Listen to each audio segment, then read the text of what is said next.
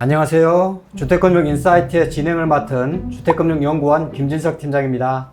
네, 안녕하세요. 저 팀장님과 함께 출연하게 된 주택금융연구원 하지은 대리입니다. 네, 안녕하세요. 주택금융공사에서 초청해서 오늘 좋은 얘기하러 나온 최상욱 애널리스트라고 합니다. 네, 최상욱 애널리스트 모르시는 분들 없으시겠죠? 그래도 간단히 소개를 드리자면 최근까지 증권사 소속 애널리스트로 활동하시면서 부동산과 관련된 여러 베스트셀러를 집필하셨고요. 그리고 또 최근에는 부동산 건설 부문의 1위 애널리스트로 몇 번이나 오르시기도 했습니다. 네, 제 경력을 저보다 더 잘 소개시켜 주셔가지고 상당히 감사합니다. 자, 오늘의 주제가 핵심 이슈들로 살펴보는 2020 부동산 시장입니다. 네. 예, 최근 몇 년간 부동산 시장이 좀 수상하죠. 네. 이렇게 장기간 주택 가격이 꾸준히 상승했던 적도 없었던 것 같고 정부 대책도 이렇게 자주 발표됐던 적도 없었던 것 같아요. 네, 그런 것 같아요. 예, 시간이 좀 지났지만 올해 상반기 부동산 시장 어떻게 진단하십니까? 길게 보면 올해 상반기는 작년 하반기의 연속이었던 것 같고요. 네. 작년 하반기부터 나타났던 특징이 뭐냐면 소위 상공사공들 1주택자들이 전세 끼고 미리 집을 사놓는 이런 형태로 약간 수요가 조금 형태가 달라지게 되었거든요. 주택담보대출을 받고 집에 들어가서 자가 거주를 하는 게 원래는 좀 정상인데 파리 부동산 대책이나 여러 대책으로 대출 규제가 아주 강화되다 보니까 또 작년 말 발표됐던 CP16에서 뭐 고가나 초고가 주택은 더더욱더 대출받기 어려워졌잖아요. 그러다 보니까 전세를 끼고 집을 사는 게 제일 유리하다. 이런 컨센서스가 퍼지면서 작년 하반기부터는 이제 1주택인데 전세 끼고 집을 사는 그런 투자 수요 패턴을 보인 게 올해 상반기에도 유지가 되었습니다. 어떤 주택시장의 전체 시계열로 봤을 때는 2019년부터 지금까지는요, 1주택 갭 투자가 주된 그런 투자 수요의 패턴인 게 특징이죠. 예. 요즘에 이제 영끌이라는 네. 표현이 되게 많이 등장을 할 정도로 네. 30대 혹은 40대의 어떤 실수요자들이 이렇게 연끌을 해서 최대한 빚을 내가지고 투자를 하는 경우가 되게 많은 것 같아요. 그걸 말씀하시는 거죠? 근데 과거에도 뭐 네. 3040들이 주택을 주로 사는 계층일 수밖에 없었긴 했어요. 근데 최근에 이런 영끌이라든가 뭐 패닉바잉이라든가 이런 용어들이 네. 나오게 되는 거는 저희가 파리 대책이랑 9.13 대책을 거치면서 청약 제도가 바꿔진 게 좀 큰 꼭지가 한 꼭지인 것 같고요. 그러니까 종전에는 투기과열지구에서 추첨제와 가점제가 혼재가 돼 있었는데 파리 9.13을 거치고 나면서부터 100% 가점제가 되니까 무주택 기간 20년 넘는 분들만 당첨이 되고 있는 거예요. 현재 기준으로 청약시장에서. 그러다 보니까 3040들은 당첨의 길이 너무 없어졌다 이렇게 생각해서 신규주택 청약에서 도태되다 보니까 그럼 기존 주택을 사야 되는데 대출도 안 나오고 그러면 우리는 뭐 집을 사지 말라는 거냐 뭐 이러면서 그럼 전세 끼고 집을 사는 게 제일 유리하니까 일단 나는 전세 끼고 집 살래 이렇게 하면서 본인도 전세나 월세 거주하시고 이제 투자 대상 주택도 전세 끼고 집을 사는 이런 형태로 적응을 한 거죠. 사실 2018부터 나왔던 흐름이긴 한데 작년 하반기랑 올해 유난히 돋보이다 보니까 이렇게 이어지고 있는 거죠. 그래서 참 뭐라고 하기 애매한 상황인 것 같아요. 네. 그렇다면은 이제 이거에 대한 대책이 조금 있을까요? 3040 세대 이렇게 뭐 연끌 이런 걸 조금 뭐 방지하기 위한 대책이랄까요? 그런 거 말입니다. 저도 이 세대의 한 명으로서 네네. 가점을 막 계산해보면 네. 20점도 안 되거든요. 그럼요, 답이 안 네. 나오죠. 그러니까 청약 제도는 약간 구시대적인 그런 공급 계획상에서 그런 가점제 방식도 그렇게 계산이 됐던 것 같아요. 그래서 청약 제도 자체가 앞으로 1인 가구나 2인 가구나 이런 가구원 수가 감소하는 부분을 고려했을 때 30%가 별도의 그런 추천 방식을 도입한다던가요. 이런 식으로 제도가 조금 개선될 필요가 있는 것 같아요. 현재는 추첨제가 또 85제곱미터 초과하는 대형 주택에만 추첨제가 또 있거든요. 그러니까 추첨제가 1인 가구를 대상으로 하는 소형 주택에 추첨제가 조금 있어야지 30대들 수요를 흡수할 수가 있는데 대형 주택에만 있으니까 이런 것도 약간 언밸런스고, 그래서 전반적으로 청약제도는 가구 구성원 그리고 주택의 수요에 맞춰서, 그리고 지금 시대가 좀 달라졌으니까요. 그런 부분에 맞춰서 점수제라든가 가점제라든가 공급 방식 이런 것들이 좀 많이 바뀔 필요가 있다고 생각이 되고요.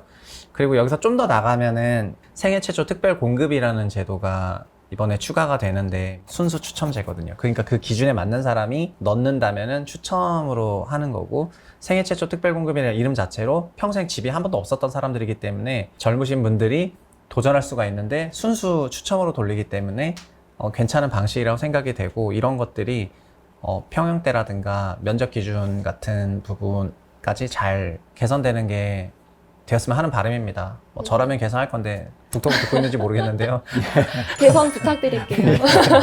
위원님, 이제 임대차 시장 관련 질문을 한번 드려보겠습니다. 임대차 3법 도입 관련해서 전세시장 매물 감소와 그다음에 전세 가격 상승 우려가 시장 일부에서 제기되고 있어요. 임대차 3법이 과연 전세 시장에 이렇게 영향을 크게 주고 있는 걸로 평가할 수 있을까요, 위원님?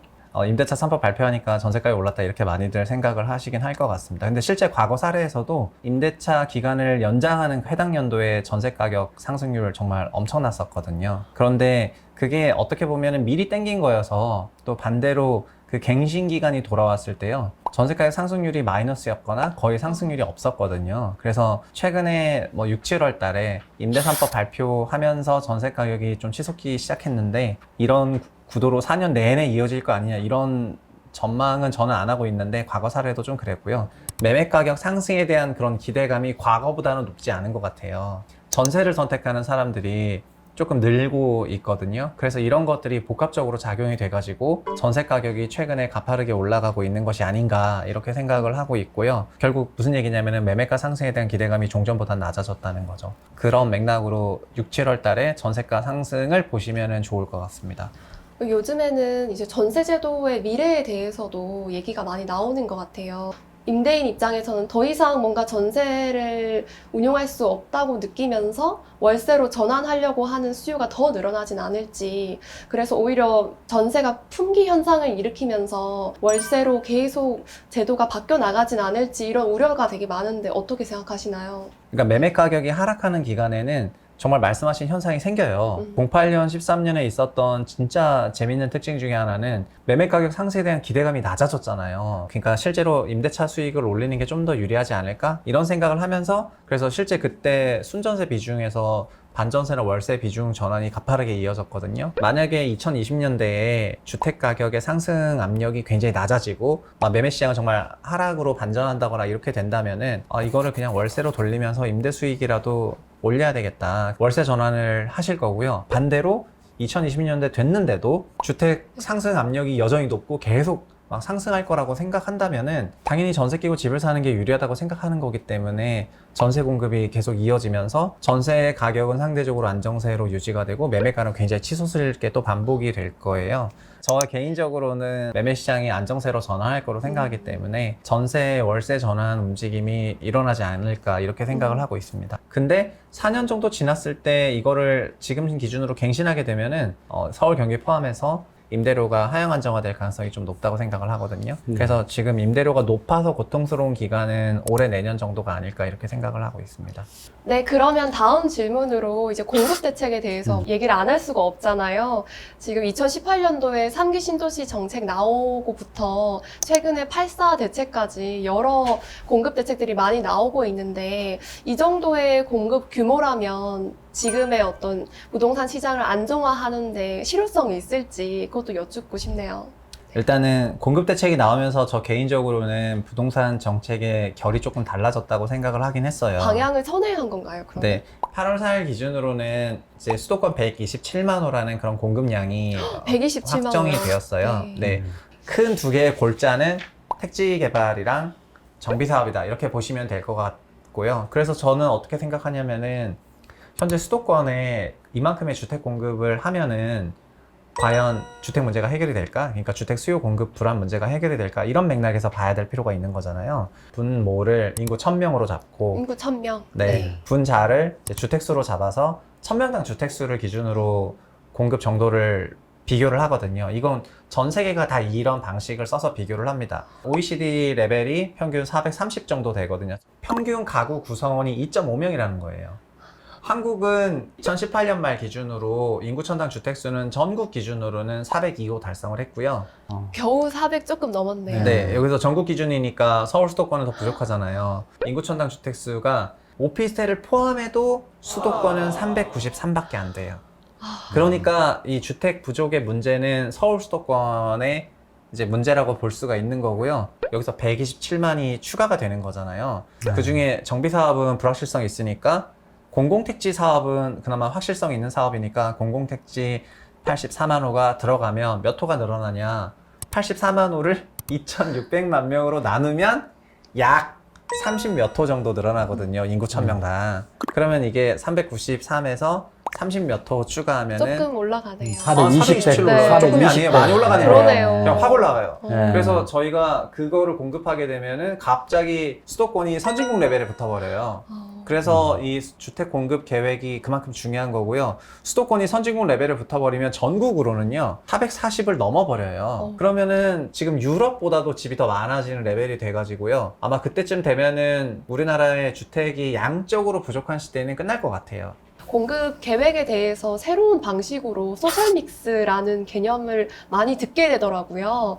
혹시 소셜믹스에 대해서 어떻게 생각하시는지. 소셜 믹스 개념은 1950년대 미국에서 그 제인 제이콥스라는 그 기자가 미국 대도시의 죽음과 삶이라는 책과 연구를 발표를 하면서 그 개념이 등장하기 시작했거든요. 무슨 얘기냐면은 미국도 도시마다 흥망성쇠가 있었는데 흥하는 지역을 보니까 소셜 믹스가 잘 돼 있더라 이런 거였어요. 오히려 흥하는 지역. 네, 여기서 말하는 소셜 믹스는 뭐냐면은 도시라는 공간을 여러 시간대에 걸쳐서 여러 계층이 항상 사용하고 있어야 범죄율도 낮고 다양한 상가랑 상권을 포함해서 기반 시설들이 발전한다는 내용이었어요. 지금 사실 저희가 이걸 찍는데도 강남구인데요. 서초 강남 송파구의 그 구조를 보시더라도요. 이게 다 아파트로 되어 있지 않거든요. 아파트와 단독주택이 믹스되어 있고 주택 형태 기준으로도 공동주택과 단독주택이 믹스가 되는 게 한 꼭지고요.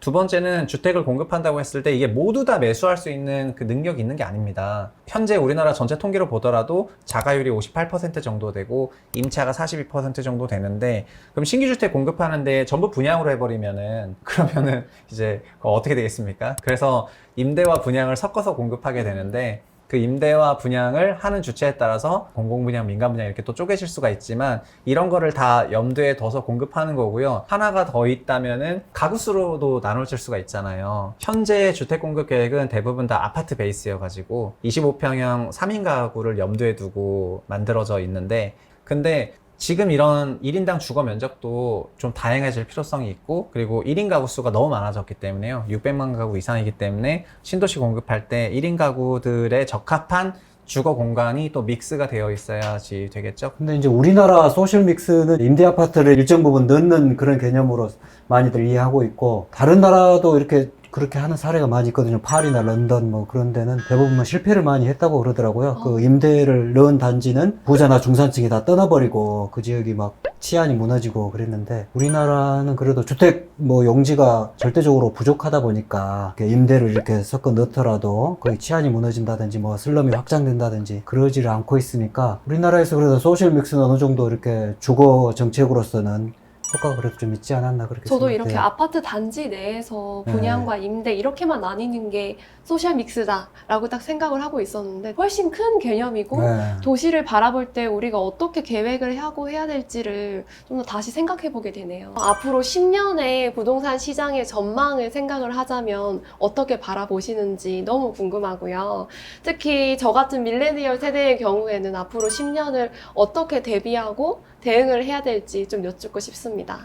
네, 일단 첫 번째 그 시장 전망 얘기하신 거는 사실 시장 전망이라는 게 여러 가지 변수로 인해서 매번 달라지는 거지만 현재 아까 말씀드린 그 세 가지 변수가 어느 정도 구체화됐다고 생각하기 때문에 2020년대 중반을 전후로 공급 밸런스가 되게 맞아지면서 주택 시장은 2010년대 같은 그런 강세장은 아닐 것 같고요. 그리고 트렌드라고 한다면은 양적인 부분에서 질적인 부분으로의 전환이 본격화되는 그런 세대가 2020년대가 아니겠는가 이렇게 생각을 하고 있습니다. 밀레니얼들을 어떻게 되냐 질문하셨는데 소위 20대나 사회생활 5년 하지 못한 그런 사회초년생들이 돈이 어디 네. 있습니까? 돈 없습니다. 요즘 신혼부부도 똑같거든요. 네. 근데 팁을 드려보면 이렇게 말씀드리고 싶은 게요. 수입을 진짜 한 3년간 프로젝션을 한번 해보세요. 그리고 지출도 프로젝션 하는 거죠. 뭐냐면은 내가 언제까지 혼자 살 건데 어느 시점에 결혼을 하겠다. 그리고 아니면 차를 언제 사겠다. 아니면 주거비나 이런 걸 어떻게 하겠다 해가지고 전체적인 인생의 그런 현금 흐름표를 한번 만들어 보시는 거를 추천을 드리겠고요. 그리고 이런 현금 흐름표가 저의 경우에는 안 맞았어요. 왜냐하면은 젊은 사람들은 지금 현재 낮게 보니까 이거를 리니하게 그려가지고 나는 3,000, 3,100, 3,200, 3,400, 3,500 이런 식으로 그리는 경우가 많은데 실제로 소득은 지속적으로 증가할 거라고 생각이 되는데 그 어느 순간 퀀텀 점프가 찾아오게 되고요. 그래서 눈에 보이지 않는 무형자산 축적하는데 최선을 다하셔야지 된다고 생각을 해요. 그래서 지금 현재 그 적은 소득에 당연히 불만이 많겠지만 모두 다 적은 소득이라는 거에서 일단 위안을 얻었으면 좋겠다. 나 말고 다 소득이 적다. 이런 거 위안을 받았으면 좋겠고 열심히 축적한 무형자산이 어느 순간 터졌을 때 이제 퀀텀 점프로 나오면서 그런 현금흐 문제가 크게 개선이 되는 순간이 오거든요. 이상으로 마칠까 합니다. 하들이 오늘 어땠나요? 저는 오늘 밀레니얼 세대 입장에서 많은 얘기들 해주셔서 되게 공감도 많이 되고 조금 안도감 그리고 자신감도 얻고 가는 것 같습니다. 네. 위원님도 출연 소감 한 말씀 해주시죠. 네, 저는 주택금융공사에서 불러주셔서 좀 굉장히 기분 좋은 마음으로 나왔는데요. 근데 또 질문도 생각보다 수준이 너무 높아서 네, 그래서 정말 준비를 많이 하셨다는 걸 또 느꼈고요. 그리고 또 이렇게 한 분이 아니라 두 분이 또 세대에 아우르면서 이렇게 질문을 해주신 부분이 굉장히 좀 퀄리티 높은 방송이 될 수 있지 않았는가 이렇게 생각을 하면서 오늘 불러주셔서 너무 감사하다는 말씀을 드리겠습니다. 다음에 또 와주실 거죠? 네, 다음에 또 불러주시면 또 그냥 낼름 나오겠습니다. 네. 네. 감사합니다. 네. 다음에 더 훌륭한 주택금융 지식으로 만나 뵙겠습니다. 안녕히 계십시오. 감사합니다. 감사합니다.